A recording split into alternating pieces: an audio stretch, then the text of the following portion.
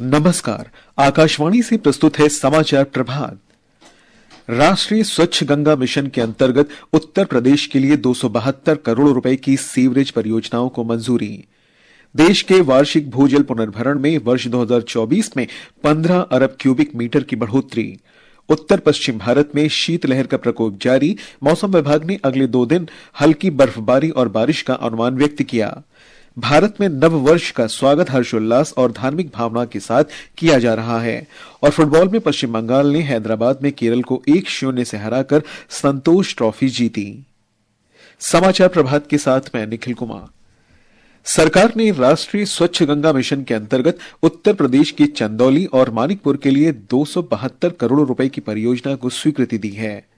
राष्ट्रीय स्वच्छ गंगा मिशन की 59वीं कार्यकारी समिति की बैठक में कल महानिदेशक राजीव कुमार मित्तल की अध्यक्षता में गंगा नदी के संरक्षण और कायाकल्प के लिए कई परियोजनाओं की जानकारी दी गई।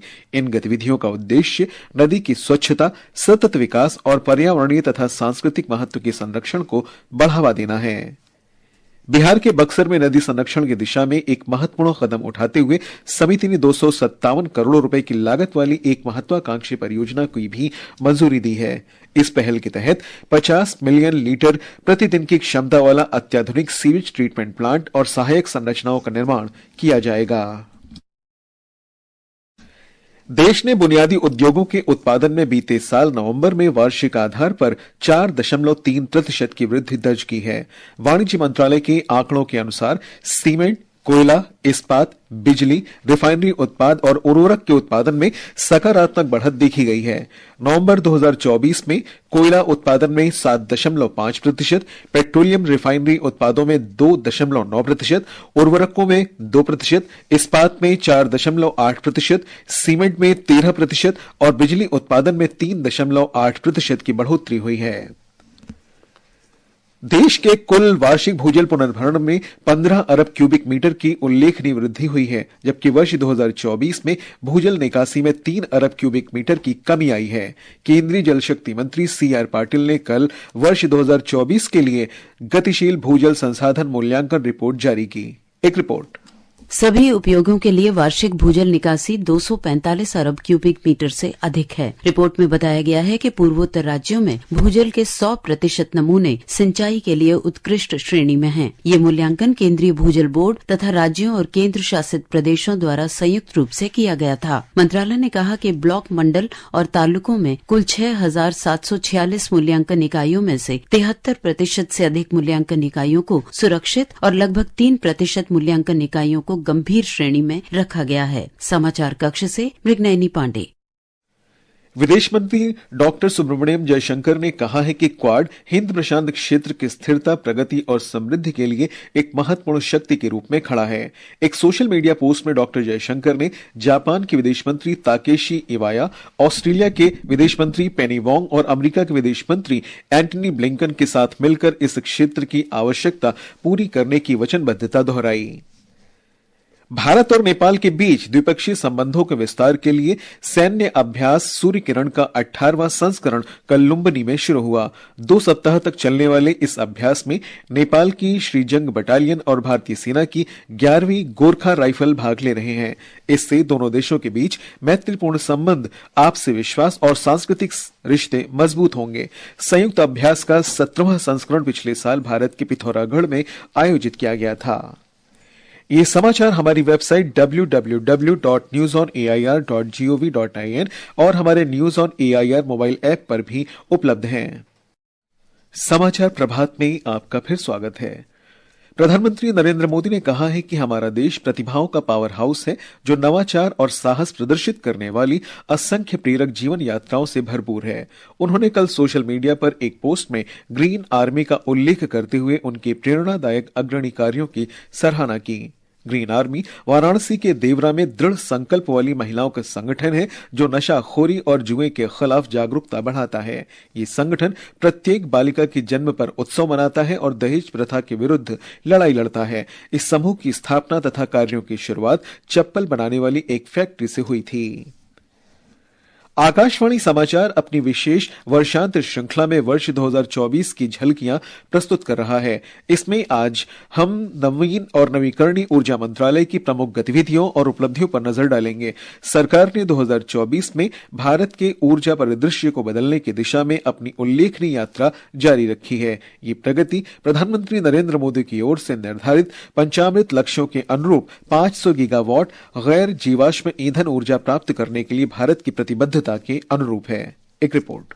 देश की शिक्षा प्रणाली में सुधार करने के लिए लाई गई नई शिक्षा नीति से लेकर मेडिकल कॉलेजों में सीटों की संख्या में दोगुना बढ़ोतरी कर केंद्र सरकार ने युवाओं के लिए संभावनाओं से भरे भविष्य की नींव रखी है। स्टार्टअप इंडिया जैसी पहलों के माध्यम से जहां उद्यमशीलता को बढ़ावा दिया जा रहा है, वहीं डिजिटल इंडिया के माध्यम से युवाओं को अत्याधुनिक कौशल से लैस किया जा रहा है। प्रधानमंत्री कौशल विकास योजना के तहत 1,42,00,000 से अधिक युवाओं को प्रशिक्षित किया गया है। सार्वजनिक परीक्षाओं में धोखाधड़ी और अनुचित व्यवहार को रोकने के लिए सार्वजनिक परीक्षा अनुचित साधनों की रोकथाम अधिनियम 2024 पेश किया गया है, जिसमें अपराधियों के लिए कठोर दंड का प्रावधान है। इसके अलावा विज्ञान और प्रौद्योगिकी में करियर बनाने के लिए विज्ञान धारा योजना की शुरुआत की गई है। वहीं प्राचीन नालंदा विश्वविद्यालय का पुनरुद्धार मोदी सरकार की समृद्ध शैक्षिक विरासत को संरक्षित करने के प्रति समर्पण को दर्शाती है। दीपेंद्र कुमार, आकाशवाणी समाचार, दिल्ली।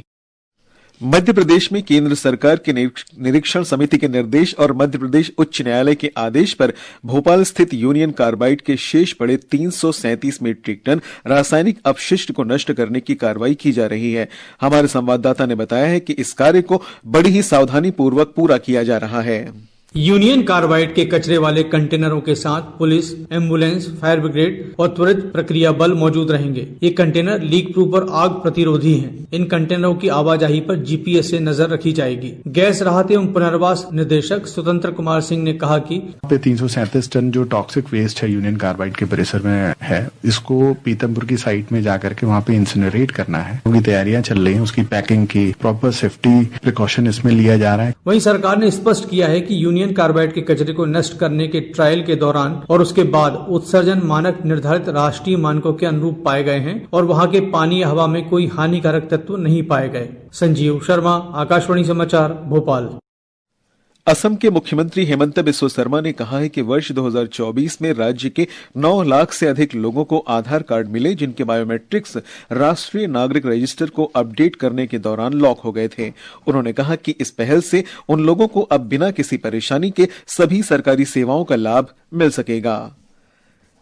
मणिपुर सरकार जाति हिंसा से विस्थापित लोगों को मुख्यमंत्री उद्यमिता सहायता योजना के अंतर्गत 50,000 रुपए तक का ऋण बिना कुछ गिरवी रखे प्रदान करेगी। मुख्यमंत्री एन बीरेन सिंह ने बताया कि सरकार पहले ही लगभग 426 विस्थापित लोगों को उद्यमशीलता गतिविधियों में मदद के लिए ऋण दे चुकी है। उन्होंने कहा कि राज्य में सरकार द्वारा वित्त पोषित और सफलतापूर्वक चल रहे स्टार्टअप हिंसा प्रभावित लोगों को रोजगार देंगे। अरुणाचल प्रदेश में स्वदेशी संस्कृति, आस्था और भाषाओं पर प्रचार, प्रलेखन, अनुसंधान तथा शिक्षा के लिए अमेरिका स्थित अंतर्राष्ट्रीय सांस्कृतिक अध्ययन केंद्र ICCS के सहयोग से एक विश्वविद्यालय स्तर का संस्थान खोला जाएगा। राज्य के मुख्यमंत्री पेमा खांडू ने इसकी घोषणा की है। ICCS का अरुणाचल प्रदेश में निचली दिबांग घाटी की रोइंग में रिवॉच नामक एक केंद्र है, जो इदुमिश्मी संस्कृति और भाषा पर दस्तावेजीकरण, संरक्षण, प्रचार तथा अनुसंधान कार्य करता है। जम्मू कश्मीर में रियासी जिले के कटरा में रोपवे परियोजना के विरुद्ध आंदोलन स्थगित कर दिया गया है। कल शाम 7वें दिन सरकार और संघर्ष समिति के सदस्यों के बीच समझौते के बाद ये आंदोलन रोक दिया गया। हमारे संवाददाता ने बताया कि इस समझौते के तहत रियासी और उधमपुर जिलों में बंद संघर्ष समिति के सभी 18 सदस्यों को प्रशासन ने बिना शर्त रिहा कर दिया है।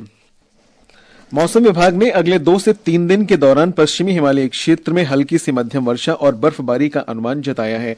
पंजाब, हरियाणा, चंडीगढ़, दिल्ली और उत्तर प्रदेश में अलग अलग स्थानों पर आज दिन में कड़ाके की ठंड का असर रहेगा। इसके अलावा मन्नार की खाड़ी, कन्याकुमारी और तटीय इलाकों, मालदीव के आसपास के क्षेत्रों, श्रीलंका के तटीय क्षेत्रों सहित दक्षिण पश्चिम बंगाल की खाड़ी में तेज हवाएं चल सकती हैं। मौसम विभाग ने मछुआरों को इन क्षेत्रों में न जाने की सलाह दी है। कश्मीर में पिछले 2 दिन से शीतलहर का प्रकोप बढ़ गया है। मौसम विभाग ने इस सप्ताह के दौरान घाटी में हल्की से मध्यम बर्फबारी का अनुमान व्यक्त किया है। रात का तापमान 0 से नीचे बना रहेगा। श्रीनगर जम्मू राष्ट्रीय राजमार्ग वाहनों की आवाजाही के लिए खोल दिया गया है। श्रीनगर करगिल सड़क को वाहनों के लिए एक तरफ से खोला गया है। भारत पारंपरिक हर्षोल्लास और धार्मिक भावना के साथ नव वर्ष 2025 का स्वागत कर रहा है। राष्ट्रपति द्रौपदी मुर्मू ने नव वर्ष की पूर्व संध्या पर देशवासियों को शुभकामनाएं दी। राष्ट्रपति ने कहा कि नया वर्ष सभी के जीवन में नई उम्मीदों, सपनों और आकांक्षाओं की शुरुआत का प्रतीक है। उपराष्ट्रपति जगदीप धनखड़ ने भी इस अवसर पर नागरिकों से लोकतांत्रिक मूल्यों को कायम रखने और राष्ट्र को सर्वोपरि रखने का आग्रह किया। राजधानी दिल्ली में धार्मिक उत्साह और उत्सव के माहौल के साथ नए साल का स्वागत किया गया। वर्ष के पहले दिन बिरला मंदिर और झंडेवालान सहित विभिन्न मंदिरों में सुबह की आरती में शामिल होने और देवी देवताओं का आशीर्वाद लेने के लिए लोग उमड़ पड़े। हिमाचल प्रदेश में पर्यटकों और स्थानीय लोगों ने बड़े उत्साह के साथ नए साल का स्वागत किया। हमारे संवाददाता ने बताया कि पर्यटकों की संख्या को देखते हुए राज्य में सुरक्षा के पुख्ता इंतजाम किए गए हैं। नववर्ष के जश्न को यादगार बनाने के लिए पर्यटकों सहित स्थानीय लोग भी रात 12 बजे तक नाचते गाते नजर आए। खासतौर पर पर्यटकों और युवाओं में काफी उत्साह देखा गया। प्रदेश के विभिन्न होटलों में पर्यटकों के मनोरंजन के लिए विशेष कार्यक्रम भी आयोजित किए गए। इस दौरान राजधानी शिमला समेत मनाली व अन्य पर्यटन स्थलों में सुरक्षा के भी कड़े प्रबंध किए गए थे। इस बीच नए साल के पहले दिन आज लोग प्रदेश के शक्ति पीठों सहित अन्य मंदिरों में पूजा अर्चना कर रहे हैं और एक दूसरे को नव वर्ष की बधाई दे रहे हैं। प्रभा शर्मा, आकाशवाणी समाचार, शिमला। मुंबई से हमारी संवाददाता ने बताया कि प्रशासन ने नए वर्ष के उत्सव को हर्षोल्लास से मनाने के लिए सभी आवश्यक इंतजाम किए हैं। मुंबई में समुद्र किनारे पर स्थित Gateway of India, Marine Drive, Girgaon Chowpatty, Bandra Bandstand, Juhu और वर्सोवा बीच सहित शहर के प्रमुख स्थानों पर बड़ी संख्या में लोग नए साल का जश्न मनाने के लिए एकत्र होते हैं। बड़ी भीड़ को मद्देनजर रखते हुए सुरक्षा के कड़े बंदोबस्त किए गए हैं। मुंबई में 14,000 से अधिक पुलिस कर्मियों को तैनात किया गया है। साल के पहले दिन सिद्धिविनायक मंदिर और प्रभा देवी सहित विभिन्न मंदिरों में विशेष आरती होती है। BEST ने मुंबई में प्रसिद्ध स्थलों का आनंद लेने के लिए एयर कंडीशन डबल डेकर्स इलेक्ट्रिक बसों को हेरिटेज टूर की व्यवस्था की है। शहर के प्रमुख इमारतों को रंगीन रोशनी से सजाया गया है। प्रार्थना, आकाशवाणी समाचार, मुंबई। संतोष ट्रॉफी राष्ट्रीय फुटबॉल चैंपियनशिप के फाइनल में पश्चिम बंगाल ने केरल को 1-0 से हराकर प्रतियोगिता जीत ली है। इस टूर्नामेंट में पश्चिम बंगाल की ये 33वीं जीत है।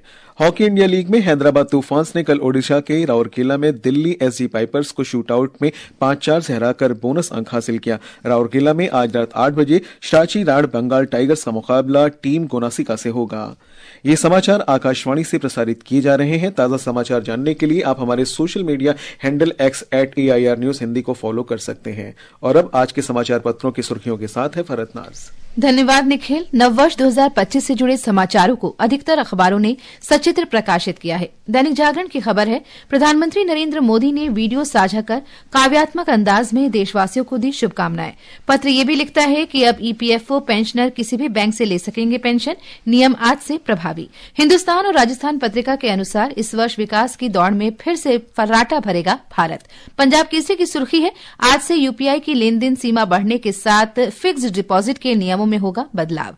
वहीं राष्ट्र सहारा लिखता है, वाहनों का जांच अभियान आज से शुरू, कागजात सही न होने पर चालान या जब्ती। दैनिक भास्कर और वीर अर्जुन की खबर है, प्रयाग महाकुंभ में आने वाले श्रद्धालु रेलकर्मियों की जैकेट पर लगे स्कैनर से भी बना सकेंगे रेल टिकट। दैनिक ट्रिब्यून ने बदलते मौसम पर लिखा है, पहाड़ों पर बर्फ की चादर, मैदानों में ठंड का कहर। और अंत में मुख्य समाचार एक बार फिर। राष्ट्रीय स्वच्छ गंगा मिशन के अंतर्गत उत्तर प्रदेश के लिए 272 करोड़ रुपए की सीवरेज परियोजनाओं को मंजूरी।